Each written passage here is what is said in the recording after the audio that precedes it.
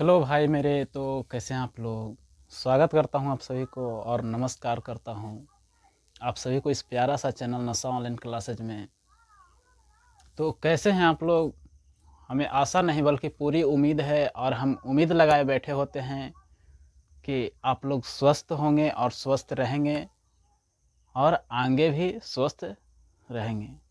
यही उम्मीद हम लगाए बैठे रहते हैं और आप लोग हमारे हमेशा हमारे वीडियो को दुलार प्यार देते रहेंगे और अपने भी हित में कुछ काम करते रहेंगे, क्योंकि आजकल के जो जनरेशन चल रहा है, आज का जो ये युग चल रहा है, इसको कहते हैं हम लोग कलयुग। और कलयुग में भगवान श्री कृष्ण ने बोले थे कि कलयुग जब आएगा तो उसमें कोई भी बिना स्वार्थ का काम नहीं हो पाएगा।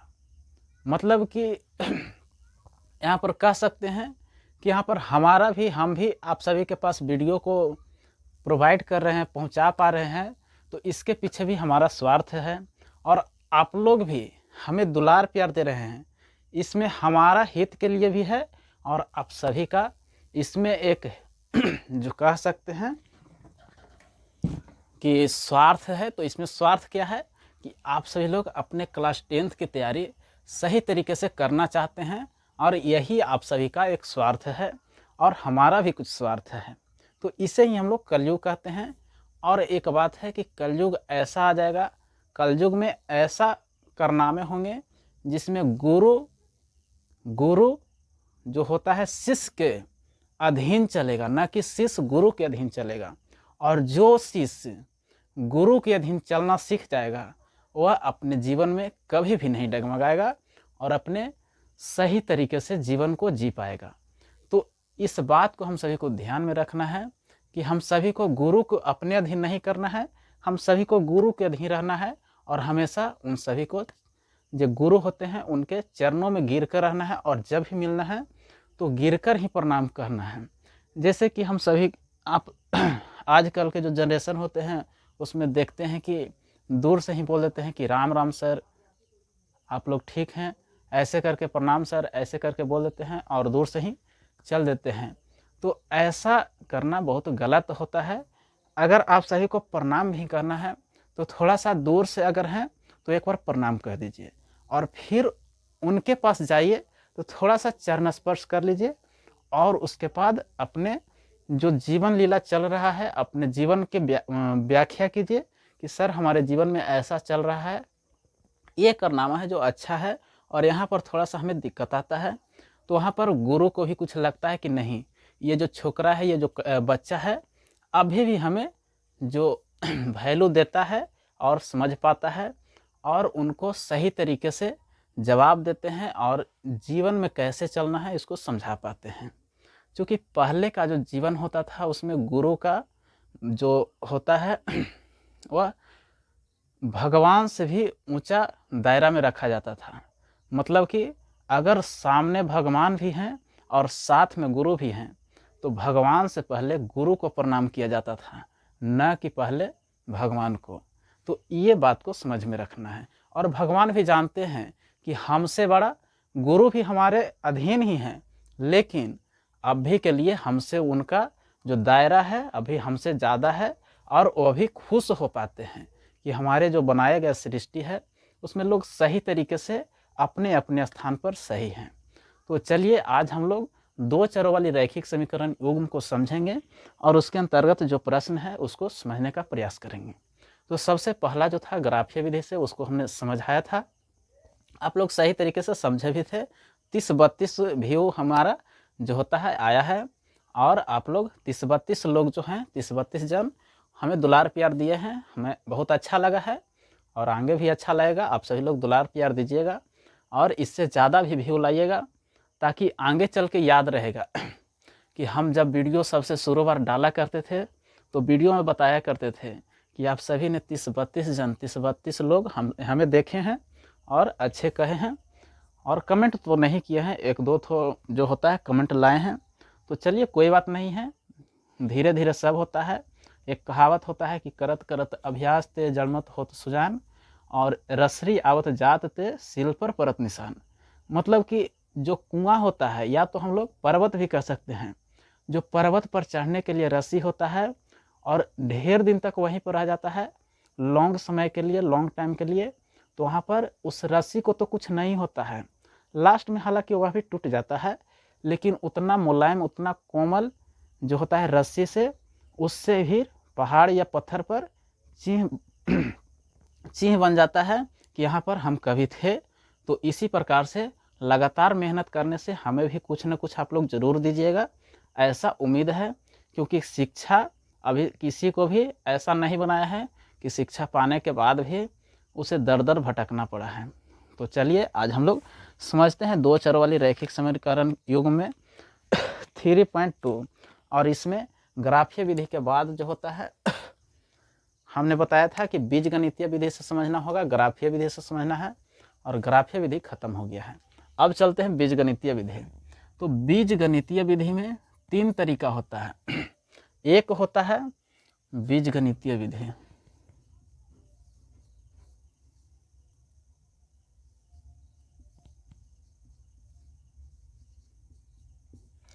इसमें होता है एक प्रतिस्थापन होता है, एक विलोपन होता है, एक ब्रजगुणन विधि होता है।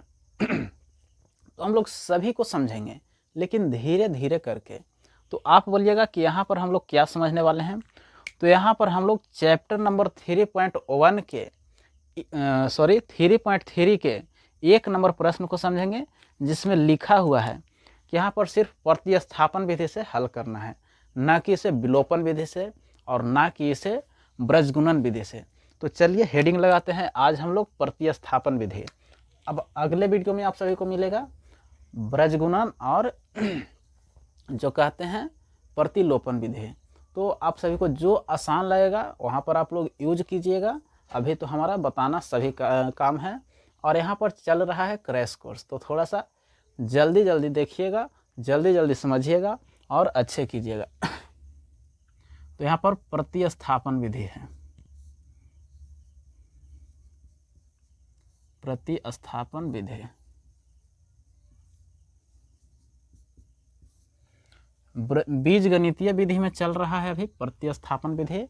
तो इसमें प्रश्न को ले लेते हैं, और प्रश्न सबसे आसान से शुरू करते हैं, और उसके बाद थोड़ा सा कठिन पर भी जाएंगे और समझकर अच्छे करेंगे।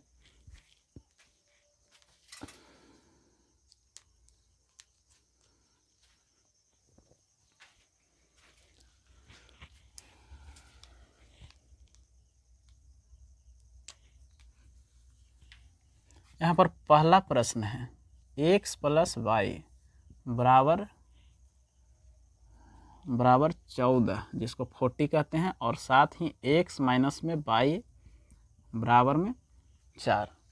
यहाँ पर हम लोग 2 तरीका से कर सकते हैं। वह तरीका क्या है? एक तो तरीका है कि अपने मन से मान लें कि यहाँ पर x में कितना जोड़ें कि 14 आ जाए, और वही x के मान यहाँ पर रखने पर किस संख्या को घटाने पर 4 आता है। तो यहाँ पर अपने मन से भी मान सकते हैं। जैसे कि यहाँ पर यदि x का मान 18 रखते हैं और y का मान 4 रखते हैं, तो 18 में से यहाँ पर x का मान 14 रखते हैं और y का मान 10 रखते हैं, तो यहाँ पर हमारा x का मान 4 आ जाएगा। यानी कि y का मान हमें 10 रखना है और x का मान 40। चलिए इतना छोड़िए, अभी हम लोग प्रतिस्थापन विधि से समझते हैं डायरेक्ट। अभी उतना दिमाग नहीं लगाना है, क्योंकि हमारा भी यहाँ पर दिमाग काम नहीं कर रहा है। तो चलिए पहले प्रतिस्थापन विधि से कर लेते हैं। प्रतिस्थापन में क्या होता है कि प्रतिस्थापन में सबसे पहले किसी एक का मान पता करना है। वह किस प्रकार से? जैसे कि यहाँ पर लिखा हुआ है x + में y, तो x + में y, जैसे मान के चलिए कि यहाँ पर x का हम मान इसमें से निकाल लेते हैं, और इस समीकरण का मान 1 और इस समीकरण का मान 2 दे देते हैं। यानी कि समीकरण 1 और समीकरण 2, समीकरण 1 और समीकरण 2 में इसमें से x का मान x बराबर में उस तरफ कर देते हैं, y को उस तरफ, तो 4 रह जाएगा, और यहाँ पर y जो है माइनस में है और इधर आकर प्लस में y हो जाएगा। तो यहाँ पर कह सकते हैं कि हमारा x का मान जो है 4 + में y आ गया है। तो अब आप सभी को एक बात पता होगा कि कभी भी हम लोग समीकरण को हल करते हैं तो समीकरण 1 में x का मान रख सकते हैं। ऐसा आप लोग बचपन से ही पढ़ते आ रहे हैं, क्योंकि 7 या 8 क्लास ही ये सब पढ़ने के लिए मिल जाता है। तो चलिए यहाँ पर वही काम करते हैं और समीकरण 1 में x का मान रखते हैं। तो यहाँ पर लिखना होगा, क्या लिखना होगा कि समीकरण 1 में x का मान रखने पर, हमारे पास स्मार्ट बोर्ड नहीं है लेकिन स्मार्ट मार्कर है। समीकरण 1 में x का मान रखने पर और समीकरण 1 है जो x प्लस में 4, x प्लस में y बराबर में 14 है और x का मान 4 प्लस में y है, 4 प्लस में y और प्लस में y बराबर में 14। यहाँ पर देखिए बराबर में 14 हो जाएगा। यहाँ पर y है और y है, दो y को जोड़ेंगे तो y का स्क्वायर नहीं होगा, यहाँ पर गुना में नहीं है प्लस में है। तो यहाँ पर जोड़ने पर अगर दोनों एक समान है, समान अंक है तो हम लोग जोड़ सकते हैं और जोड़ने के बाद x स्क्वायर नहीं बल्कि 2y हो जाएगा, 2y और यहाँ पर 4 है जो प्लस में है, इसको इस तरफ लेकर जाते हैं तो 14 हो जाएगा और माइनस में 4 और दोनों को घटाएंगे तो यहाँ पर 2y बराबर में 10 आ जाएगा। अब यहाँ पर देखिए इस तरफ है बराबर के इस तरफ है और ये उधर है, तो यहाँ पर कह सकते हैं कि हम दोनों y का जब गुणांक है और 10, ये दोनों इसको जब गुना में है उस तरफ लेकर जाएंगे तो भाग में हो जाएगा, या तो यहाँ पर हम लोग भाग से डायरेक्ट काट भी सकते हैं। कितना बार में? 5 बार में। तो y का जो मान हो जाएगा यहाँ पर 5 हो जाएगा। तो चलिए हमारा मान्यता यहाँ पर गलत हो रहा था, क्यों? क्योंकि हमने 14 और 10 लिया था, तो यहाँ पर 14 और 10 को ऐड करते थे तो 24 आ जाता है, जो कि बिल्कुल ही गलत है। अब देखिए यहाँ पर y का मान 5 आ गया है और हमने समीकरण 2 को जब हल किया था तो x बराबर में 4 प्लस में y आया था। x बराबर में, अब x का मान ज्ञात करने के लिए इस समीकरण को रखना होगा, तो 4 और प्लस में y और y का मान हमारे पास 5 है, तो x बराबर में 4 प्लस में 5, तो x बराबर में 9 हो जाएगा। तो इस प्रकार से हम लोग प्रतिस्थापन विधि से समझ सकते हैं। एक बात आप सबको पता है,